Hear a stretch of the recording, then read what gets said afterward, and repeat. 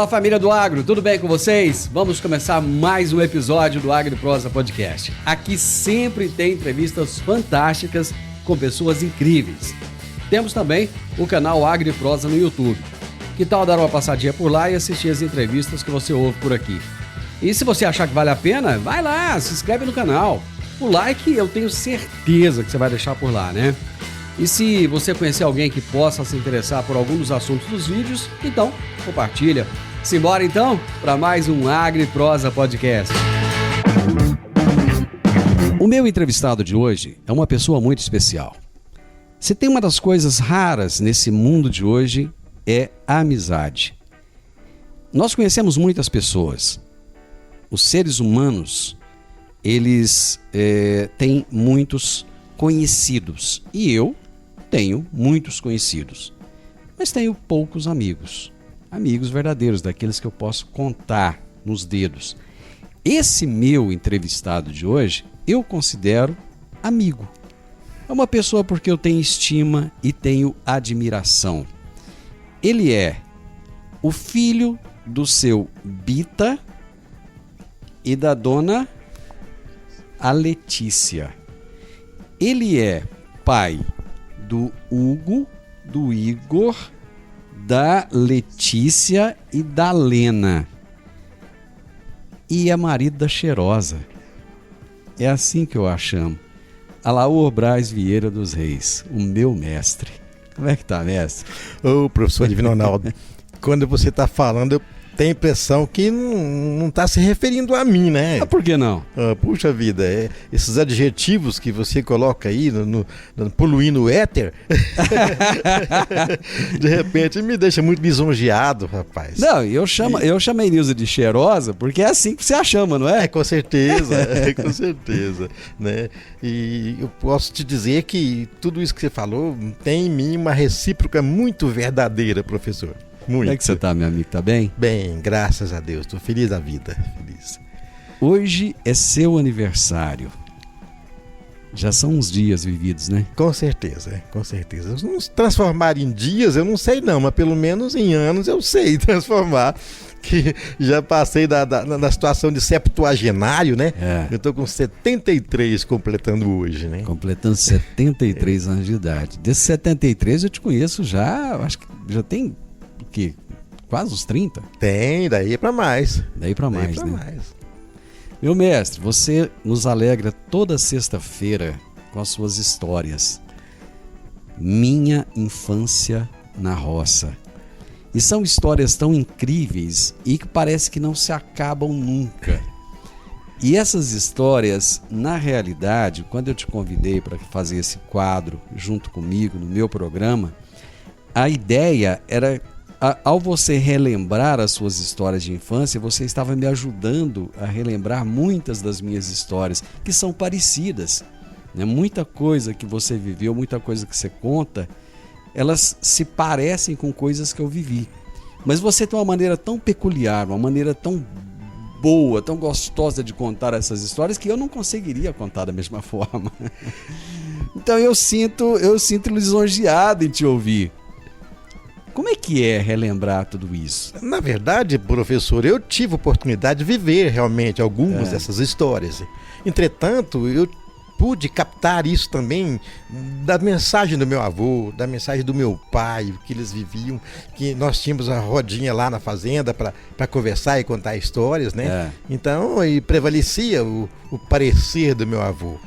E olha que já faz muito tempo, né? Muito tempo. Meu avô contava história lá bem remota mesmo, né? E a gente acabou... Quando eu tive a oportunidade de escrever para a revista Plantar, você lembra muito bem disso? Lógico, né? Lógico. Eu acabei visitando muitos locais, como era também, eu trabalhava vistoriando esses dias de campo, né? Fazendo fotografias. Então, eu vistoriei muitas regiões, assim, vamos dizer assim, da zona rural, né? Coisas que o meu avô falava, eu vi. Coisa que o meu pai falava, eu vi. Então, isso ajudou muito a calcificar as minhas ideias aí para transcrever essas histórias, né? Que tive a oportunidade de fazer o primeiro livro, né? foi o 15 Contos de Réis. 15 Contos de Réis. Depois o segundo livro. Que era uma brincadeira com lá, o Brasileiro dos Reis. Né? Exato. Você podia falar 15 Contos de Réis ou 15 Contos de Reis. Né? Depois veio 20 Contos de Reis, que foi completando um pouco mais, né? Que é inflação, acabou... né, professor? Foi inflacionado. É verdade. Então, o que aconteceu? Eu tomei gosto, né? A faculdade de letras também me ajudou muito, professora, dentro dessa didática, assim, entendeu? Me ajudou muito para escrever. Eu tomei gosto para escrever. Então, eu fico muito feliz, com muita vontade para escrever. Mestre, me conta uma coisa. Essa ligação com seu avô, porque sempre tem uma historinha. Naquele tempo, né? Tudo começa naquele tempo, né? Naquele tempo. Zé Gavião? Zé Gavião. Zé Gavião. Como é que era essa sua ligação? Porque eu não sei o nome do seu outro avô. Certo. Qual era o nome do outro avô? Da parte do meu pai, José também. José também. O Zé Gavião é pai da minha mãe. Era da mãe. E do meu pai também chamava José. Mas sempre as histórias partem do Zé Gavião, não do outro. Porque o outro eu nem conheci. Ah, você não chegou a ter contato. Nem conheci o pai do meu pai, né? Não conheci, né? Então, no caso do meu avô, por exemplo, nós convivemos muito tempo, muito. Do Zé Gavião. Sabe por que ele chamava Zé Gavião? Por quê? Porque ele era danado para correr atrás dos pintinhos. As galinhas. Dava um apuro nas galinhas. Como é que era o Zé Gavião? Que jeito era ele? Eu tenho curiosidade, porque são tantas histórias falando dele. A história do meu avô é muito interessante. Ele atende o celular aí. Como é que eu diria? No meio do programa aqui, o celular dele tá tocando. Atende aí, vai. Desculpa, que eu esqueci de... Não tem problema não. Acontece. Ele tá de celular novo agora, tá... Professor, o meu avô, ele era, como é que eu diria? Não sabia quem que eram os pais dele, não. Ele cresceu ali, nasceu e cresceu naquela região de Estreito, Ponte Pedras, Montevidéu, Caiapó, vivia aquilo tudo ali. Então ela é o tal do negrinho de fazenda, certo? Então ele sempre viveu envolvido aí com fazenda e tal, mas ele não tinha assim, uma paternidade, ninguém sabia não. Bom, sabia, mas certamente não comentava com isso, né? Certo. Mas então o meu avô ele tinha uma atividade muito grande, assim, participativo demais. Gostava de dançar catira, tocar viola. Era catireiro. Era catireiro, peão de boiadeiro. Ele viajava muito também para buscar sal em Uberlândia. Então eu queria falar com você, porque seu celular tá tocando de novo. Tô pedindo a mesmo me ajudar aqui, mas e aí? Aí ele era catireiro, ia para Uberlândia fazer o quê? E buscar sal. Buscar sal. Mas por que esse povo fazia tanto sal antigamente? Porque meio mundo de gente buscava sal. É pro gado. Pro gado. Mas era esse mesmo sal que a gente usa em casa ou é o sal do gado mesmo? Sal grosso, sal para gado. É sal para gado mesmo. Mas também era desse sal que se usava para culinária também. Certo. Do mesmo, né? Do mesmo jeito. Então, ele às vezes... Ele saía assim para prestar serviço para uma fazenda e outra. Eu gostava muito disso, né? Mas era o tal do rapaz custosinho, sabe? Danadinho. Danadinho mesmo, sabe? Todo mundo gostava dele e tal, né? Então, por isso... Você falou negrinho de fazenda, mas a sua mãe não era clara? Minha mãe era clara, ele também era claro. Ele era claro também. Como negrinho de fazenda é uma expressão. É uma expressão. Certo? Pessoa que fica na dependência dos outros. Certo. Mas ele era muito engraçado, muito. E a minha avó, se você não pergunta, eu não vou te falar. Eu sempre falo dela também nos meus contos. Qual o nome da sua avó? Maria. Maria. Ela era descendente de índio. Eu não sei onde é que meu avô arrumou ela, não. Sei que ela é muito engraçada. Deve ter feito igual meu avô, laçou. Muita gente fala assim, meu avô foi pego a laço, né? Pegou a laço. Mas não é o caso dela, não. Eu me lembro que a minha avó sempre usava um coque no cabelo. Não me consta que minha avó tenha cortado os cabelos durante a vida dela. Certo. Não me consta. Então, tal forma que quando ela soltava os cabelos, depois do banho, ia lá embaixo. Realmente era muito longo o cabelo dela. E pitava de vida. Meu Deus do céu. O cigarro dela era uma trouxa. Assim, cigarro de paia. De paia. Ela que fazia. E ela tinha uma caixinha. Uma caixinha dela colocar os apetrechos de fazer o pito. Olha só. E essa caixinha já era preta de véia, de tanto ela.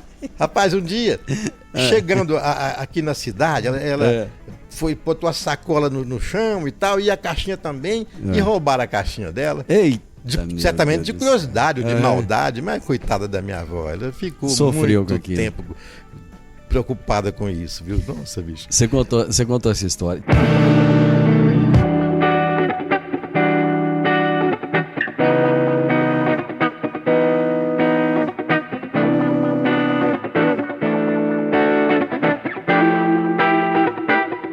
Aliás, por quê? Antes da gente continuar, quero voltar daqui a pouco lá na questão da caixinha lá do fumo. Por que artes e ofícios? Qual que é o do ofício aí que eu nunca entendi? Então, o ofício é assim, um advogado, né? Que pode que era permitido. Hoje está mudando essa temática. Hoje, se não for escritor, já não está participando mais da academia. Tá. Né? Mas voltando aí na questão, você estava contando a história da sua avó, aí eu lembrei da comadre Romilda. A comadre Romilda era a comadre da minha mãe, uma das comadres, naquele tempo todo mundo tinha comadre demais da conta. Demais. E minha mãe tinha a comadre Romilda, que era empreendedora. Eu era criança e a comadre Romilda, ela tinha vários carrinhos de pipoca. Então as pessoas iam na casa dela, pegavam um carrinho daquele com a pipoca e levava, vendia, trazia, no final do dia fazia o acerto com ela. Então era uma mulher muito empreendedora. E ela tinha os seios muito grandes. E naquele tempo ela usava aqueles vestidão bem largos, sem sutiã. E uma caixinha de pó que ficava presa embaixo do seio. E era um rapé, né? Esse pó era exatamente um rapé. E era muito comum, você tá conversando com ela e ela enfiava a mão por dentro do vestido e pegava aquela caixinha de rapé e cheirava aquele negócio. Aí você conta a história da sua avó, eu lembrei da comadre Romilda. Voltando lá na questão do meu avô, se me permite, ele me contou uma vez uma história muito engraçada. Ele chegou já à noite numa fazenda e não tinha alternativa para se dormir, senão no paiol. E tava chovendo, escuro. E ele chegou lá, ajeitou e começou a dormir. E de repente chegou outra pessoa nas mesmas condições. Sabe? E como ele chegou molhado, ele tirou a roupa pra dormir. Achou que não ia chegar ninguém. E o cara chegou lá e foi papando. Ele falou: opa, é eu que tô aqui. Pode parar de palpar.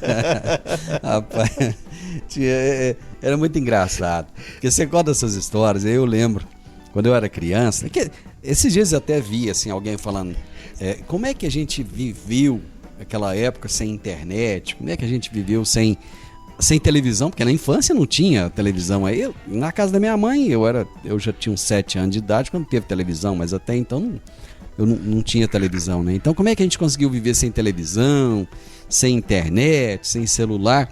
Mas era muito interessante porque todo dia, por volta ali das 6 horas da tarde, começava a chegar, a gente falava uma véia arada. Começava a chegar uma véia arada na casa da minha mãe. E, na realidade, eram os amigos dos meus pais que chegavam e se reuniam ali para contar aquelas histórias. E a impressão que eu tenho é que eles contavam as mesmas histórias toda vez, né? Porque eu tinha história que eu já tinha ouvido muitas e muitas vezes, mas eles achavam sempre muito engraçado. E eles riam daquilo. E aquelas histórias que você conta de fantasma, né? Assombração, não era nem fantasma, era assombração que falava, né? Sempre tinha uma história de assombração, sempre tinha uma história de alguém que estava num cavalo e de repente o Satanás vinha e montava na garupa do cavalo, o cavalo levantava e jogava a pessoa no chão, né? Então eram histórias muito comuns, né? Você via uma luz que nunca chegava, aquela luz, a pessoa andava e aquela luz estava sempre longe, né? Então são histórias que relembram a nossa infância. É verdade. E é engraçado que você conta isso e muita gente às vezes encontra comigo e fala assim, o Laú contou uma história assim, e eu lembro quando era menino que eu ouvia a mesma coisa. Então parece que assim, as histórias eram as mesmas para todo mundo, né, Laú? É verdade. Eu me lembro uma vez que nós fomos, o papai saiu daqui e nós fomos passear lá na região do Montevidéu, lá nas origens, na Ponte Pedra para lá. Então, passava um dia, uma noite numa casa, outra noite na outra, e virou assim uma romaria lá. Certo. E tinha uma história, eu não me lembro bem que meu pai tinha escutado aqui em Rio Verde, era uma história interessante. E ele chegava lá, cada casa que chegava ele tinha que contar essa Contava história. a mesma história. É verdade. Eu estava lembrando, o professor, principalmente lá na casa do Adolfo Alves Pereira, que era... É o Adolfinho? O Adolfinho, o pai dele é Eurides, né? Que era meu padrinho, inclusive. Era um compadre do meu pai, como você falou, já é tudo compadre. E lá a minha madrinha Luzia também é muito assim, cuidadosa. E lá tinha aquela mania de lavar os pés na hora de deitar.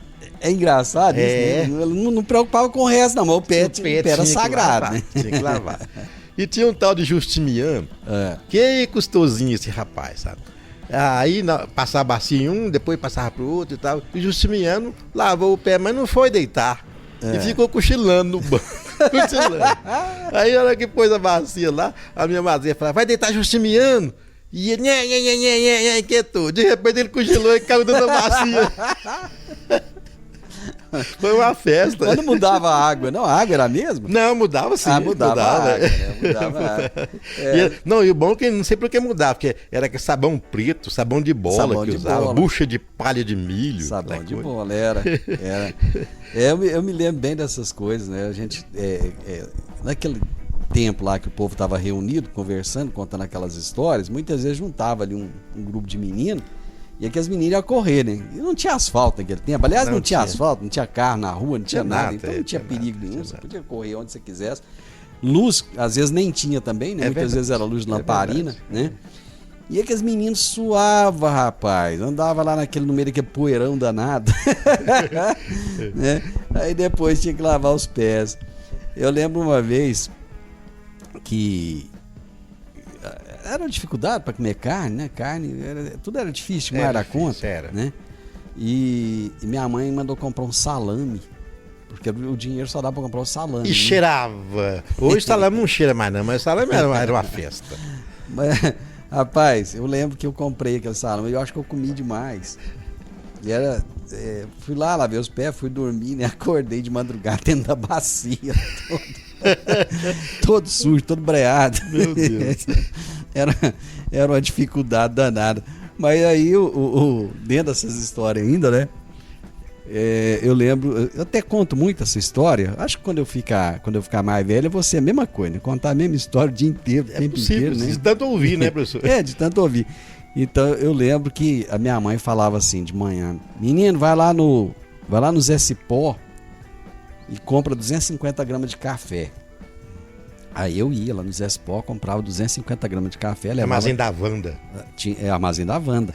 Aí levava a caderneta. Aí quando era lá pelas 9 horas da manhã, volta lá no Zé Cipó agora e compra meio quilo de açúcar. Aí voltava no Zé Cipó, comprava meio quilo de açúcar. Aí passava mais um tempinho, vai lá no Zé Cipó, compra 1 quilo de arroz. E era essa maratona o dia inteiro. E tudo na caderneta, né? Tudo na caderneta. Eu me lembro disso. Na caderneta. O pai estava na fazenda, trabalhando, né? Aí chegava um certo ponto que a caderneta ficava muito cheia, aí o Zé Cipó falava assim, menino, não vou vender mais não, fala pra sua mãe que se não pagar. Meu Deus. Lá o meu pai tinha um compromisso desse também na Armazém do Modesto. Modesto. É pertinho ali do Zé Cipó, só que na rua Augusta Bastos, né? Na Armazém do Modesto. Ele lá falava na venda. Como eu morava ali de frente onde hoje é a Magazine Luiza, não onde é a Casas Bahia, morava ali. Na Presidente Vargas? Na Presidente Vargas. Então, para ir lá no Modesto, lá na venda, era longe. E a gente tinha preguiça demais de ir. Era longe. E um dia eu peguei a bicicleta do irmão, que não queria emprestar, emprestou e eu fui. O que aconteceu? Eu não estava acostumado, larguei ela lá e voltei a pé. Piorou, porque você teve que voltar. Desse jeito. Nós estamos aqui relembrando, gente, hoje, nesse programa tão especial, essas histórias bacanas, essas histórias bonitas, né, do passado, coisas de quando a gente era criança, né?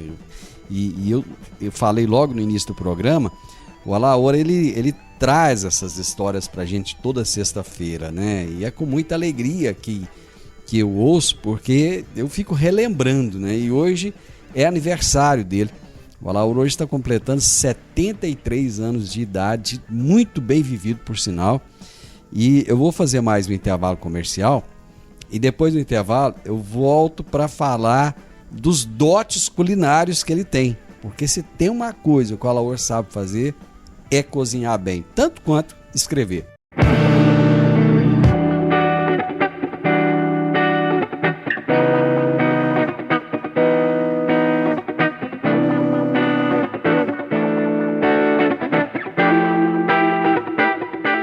Professor, como é que começou esse seu gosto pela culinária? Não é muito difícil explicar, não. Eu acho que foi um negócio muito, muito congênito. Porque eu me lembro de quando criança fazia comidinha lá na latinha de extrato, lá no fogãozinho. Me lembro disso. Eu acho que eu tomei gosto pela culinária quando eu comecei a fazer coisas, inventar coisas e as pessoas aplaudirem, gostarem.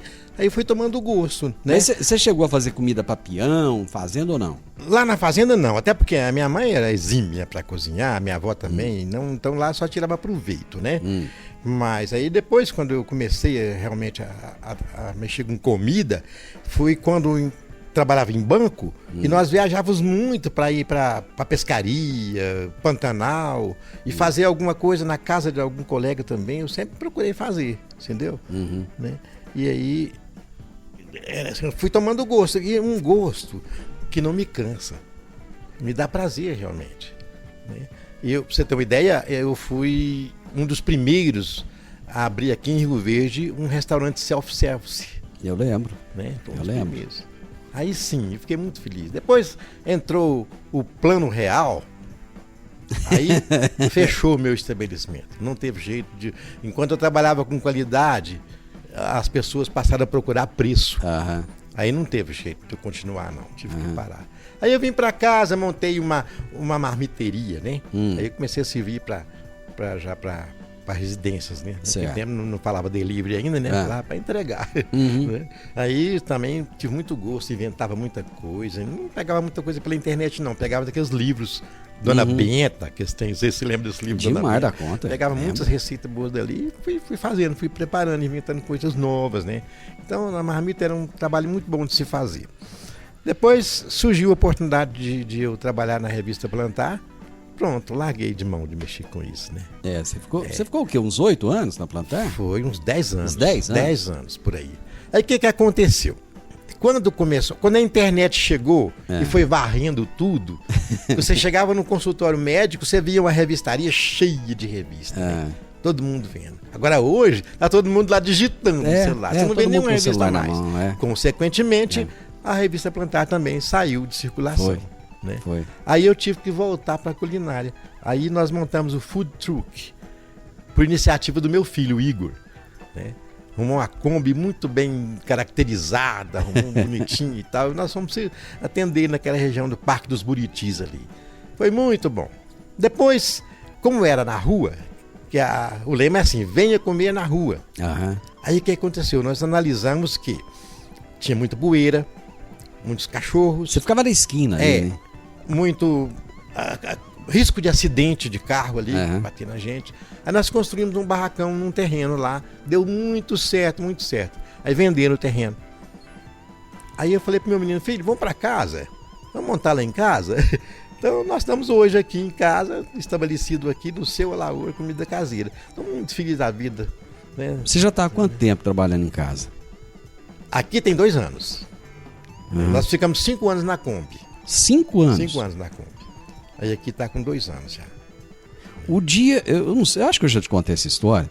O dia que o Igor estava olhando as Kombis de food truck lá em Goiânia, por um acaso da vida, eu estava no local. Eu não sei por quê, porque não era o local que eu frequentava. E eu estava no local. Eu estava também lá. Você estava também aquele dia?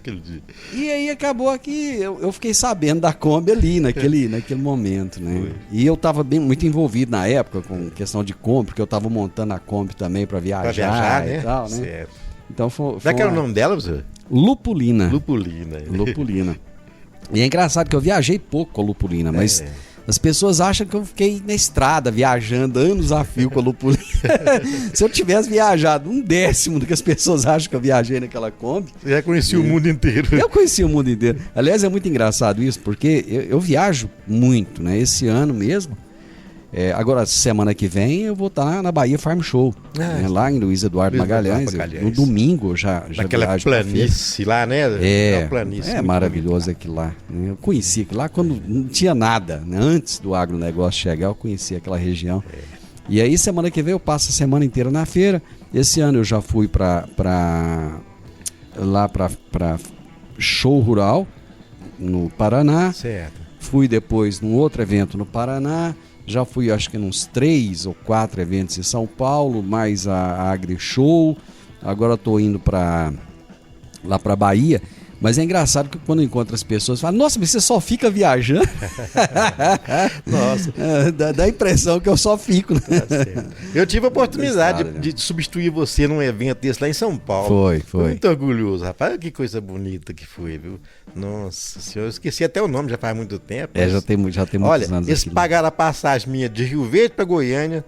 Peguei o avião para São Paulo e voltou, tudo uma assistência, mas que coisa bonita que foi aqui. E ainda é desse jeito. Ainda funciona desse jeito. Hoje, o que acontece é o seguinte, hoje, os jornalistas especializados em agronegócio, eles são muito requeridos, porque tem muita gente escrevendo sobre o agronegócio, fazendo programa de televisão, falando na internet, mas muita gente sem conhecimento, falando muita coisa que sem... falar na asneira até. Tá certo. Né? Então, as pessoas que têm um conhecimento maior, uma vivência maior com o agronegócio, essas pessoas, eles querem que estejam ali para poder relatar aquilo que está vendo. Certo. Né? Então, eu tenho o privilégio de participar já há muitos anos do pool de imprensa da AgriShow, agora da Bahia Farm Show, né? Da Show Rural Copavel, já estou há 2 anos também. E eles chamam de Road Show. Ano passado eu participei do Road Show no Espírito Santo, no Paraná, no Mato Grosso, São Paulo. E esse ano já estamos repetindo tudo de novo também. Olha só. E é maravilhoso. Você falou desse nível de informação que o povo está criando. Você viu que uma editora de São Paulo fez um livro, né? Que é 17 décadas de Rio Verde. Né? Foi patrocinado pela Comigo, pela Prefeitura de Rio Verde e uma série de outras instituições aí que ajudaram. Né? Inclusive, eu até tive a oportunidade de participar dessa obra lá, né? Coloquei uns artigos meus lá, né? Foi muito bom. Mas eu achei interessante que eles só imprimiram o livro. Quem fez o livro fomos nós. Eles pediram informações de todo mundo aqui de Rio Verde para montar o livro. Isso é uma coisa legal, né? Aí fizeram uma coisa bem fundamentada, sabe? Não inventaram muita coisa, não. Foi bem fundamentado. Acaba que buscou o conhecimento em quem tinha o conhecimento, né? É verdade. Meu mestre, você tá na iminência de soltar outro livro ou não? Como é que tá aí a programação? Sim, tem um outro livro que eu estou preparando agora, só que eu ia fazer esse ano e eu mudei de ideia, porque é um ano político. Não é muito bom para você lançar um livro no ano político. Não é. Dá uma interferência muito grande. Então eu deixei para sair no ano que vem. Esse vai chamar o quê? 40 conto de réis? Porque é inflação. Minha infância na roça. Deixa a inflação de lado agora. Minha infância na roça, vai ser muito que maravilha, bom, rapaz. Que coisa boa. Lembrando que você fez 1000 entrevistas. Na semana passada você completou 1000 entrevistas. Eu completei. Foram 1000, na realidade foram 1000 programas. 1000 programas. 1000 programas. Já são mais de 1000 entrevistas aqui na Rádio Morada. Né? Só depois que eu tô aqui na Rádio Morada. Né? Se for pegar aí ao longo de todos esses anos, né? E for computar ainda a revista, e for computar tudo, são muitas 1000. Com entrevistas, né? E eu fico assim, muito lisonjeado de ter podido estar contigo nesse período. E queira Deus que eu consiga ainda ir um pouco mais, né? Queira Deus que eu consiga. Eu espero comemorar, quem sabe, aí os seus 83 anos, né? A gente conversando de novo. Uma década aí, professor. Mais 10 anos aí pra gente estar juntos, conversando, trazendo essas histórias, relembrando, contando tudo de novo. Mas não acaba. Não acaba. Chega uma hora que acaba, a gente repete tudo de novo, não tem problema. Tá certo. Né? Olha que 10 anos passa depressa. Passa rápido. Hoje, todo mundo tá reclamando. Nossa, mas passou depressa. Nossa, passou depressa. Nossa, já é meio do ano. Você sabe por quê, professor? Na minha maneira de pensar, nós paramos de usar o dia atual, o hoje. Nós não estamos vivendo o hoje. Nós estamos trabalhando hoje, fazendo tudo hoje, mas preocupado com o amanhã. Com o amanhã. Amanhã vai vencer uma boleta, amanhã eu vou receber um dinheiro, amanhã eu vou fazer isso, vou fazer aquilo. E hoje passa no meio dos dedos, você não percebe. É isso mesmo. Amanhã, aconteceu amanhã, aí ontem já foi. Aí por isso passa depressa, você perde um dia. A gente ou está no passado ou está no futuro. Ou está no futuro. Raramente está no presente. O presente você não vive ele, né? Meu mestre, muita sabedoria você trouxe pra gente. Obrigado, passou muito rápido esse programa. Foi mais uma vez um privilégio estar com você. Que Deus te abençoe. Parabéns pelo seu aniversário. Deus te dê muitos e muitos e muitos anos de vida, muita sabedoria para você continuar compartilhando toda essa sabedoria, tanto do passado quanto do presente. Você é um homem atual, Isso é uma coisa boa. Muitas pessoas ficam no passado, com as histórias do passado apenas. Sim. Você tem o passado, você tem o presente e você está antenado no futuro. Eu agradeço a Deus imensamente por ter o privilégio de ser seu amigo. Muito obrigado, viu? Quem tem motivo para agradecer e de sobra, professor, sou eu. Até porque eu te admiro muito, não só pelo seu trabalho, mas pela sua pessoa, né? Pela dignidade que você tem na condução da sua família, né? De tudo que você tem feito na vida, né? Eu tenho acompanhado de perto, vi evoluções extraordinárias no seu comportamento e parabenizei, não deixei de fazer isso, porque não podia deixar, né? Porque você merece todos os méritos que são oriundos do seu comportamento. Por isso, aquilo que você fala de mim, às vezes eu penso, tá puxando um saco, né? Mas que motivo tem? Não tem. Porque quem tem que fazer isso sou eu. É isso, quem professor. tem que te admirar sou eu. Professor, parabéns, feliz aniversário, viu? Muito obrigado, professor. O podcast Agro e Prosa tem o objetivo de falar do agronegócio de forma fácil, simples e descomplicada. Diariamente conversamos com os maiores atores do agro e abordamos os mais diversos assuntos de interesse de produtores rurais, técnicos, pesquisadores, profissionais da área e simpatizantes do agronegócio. Se você gosta do nosso podcast, então você pode nos ajudar. É muito simples. Basta seguir-nos nas principais plataformas de streaming e também no YouTube. Se você deixar um gostei, compartilhar os episódios e deixar um comentário, já vai nos ajudar muito a dar relevância tanto ao podcast quanto ao canal. E o mais importante de tudo, nos siga para receber notificações de novos vídeos e episódios. Um grande abraço para você e até a nossa próxima prosa.